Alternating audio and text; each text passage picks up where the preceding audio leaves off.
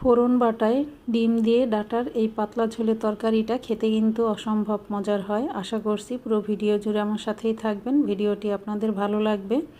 তো আমি এইখানে পরিমাণ মতো ডিম নিয়ে নিয়েছি। ডিমের পরিমাণটা যার যতটুকু লাগে নিয়ে নেবেন। আমি এইখানে 6টি ডিম নিয়েছি আর ডিমগুলো একটু তেলের মধ্যে ভেজে নিয়েছি। সিদ্ধ করে ভেজে নেওয়ার বিষয়টা আমরা সবাই পারি। এখন একই তেলের মধ্যে দিয়ে দিব এখানে কাঁচামরিচ বাটা, জিরা বাটা আর পেঁয়াজ বাটা। একটু ভেজে নিব খুব ভালোভাবে। এখন এখানে দিয়ে দিলাম হলুদ, মরিচ, ধনিয়ার গুঁড়া আধা চা চামচ করে। কাঁচামরিচের ঝালটা যে যার স্বাদ মতো দিয়ে নেবেন। আর পেঁয়াজ বাটা দিয়েছি প্রায় 2.5 টেবিল চামচের মতো। এখন খুব ভালোভাবে মশলাটা ভুনে নিব এই যে তেল বেরিয়ে আসা পর্যন্ত।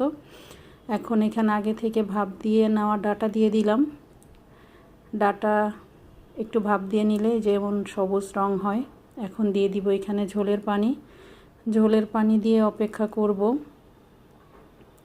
বলক আসা পর্যন্ত। তারপরে এখানে যে ডিম দিয়ে দিলাম।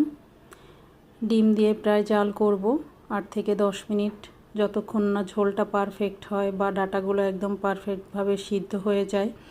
যখন ঝোল কমে আসবে, ডাঁটাও একদম পারফেক্ট সিদ্ধ হয়ে যাবে, তখন আমি এইখানে দিয়ে দিব ফোড়ন বাটা। ফোড়ন বাটা পাতলা ঝোলে কিন্তু ভীষণ মজা লাগে। তো আমি এখানে 1 টেবিল চামচ উঁচু করে দিয়ে দিলাম। দিয়ে জাল করব প্রায় 4-5 মিনিট। ফোড়ন বাটা দিয়ে খুব বেশিক্ষণ জাল করার প্রয়োজন নেই, 4 থেকে 5 মিনিট জাল করে নিলেই হয়ে যাবে। 4-5 মিনিট জাল করার পরে আমি এই যে চুলার আঁচটা অফ করে দিয়ে তারপরে একটি সার্ভিং ডিশে ঢেলে নিব। আশা করছি ভিডিও জুড়ে আমার সাথেই ছিলেন। ভিডিওটি আপনাদের ভালো লেগেছে। যদি ভালো লাগে তাহলে এই পেজটিতে ফলো দিয়ে পাশেই থাকবেন। ভুল ত্রুটিগুলো ক্ষমা সুন্দর দৃষ্টিতে দেখবেন। আজকে এই পর্যন্ত। আল্লাহ হাফেজ।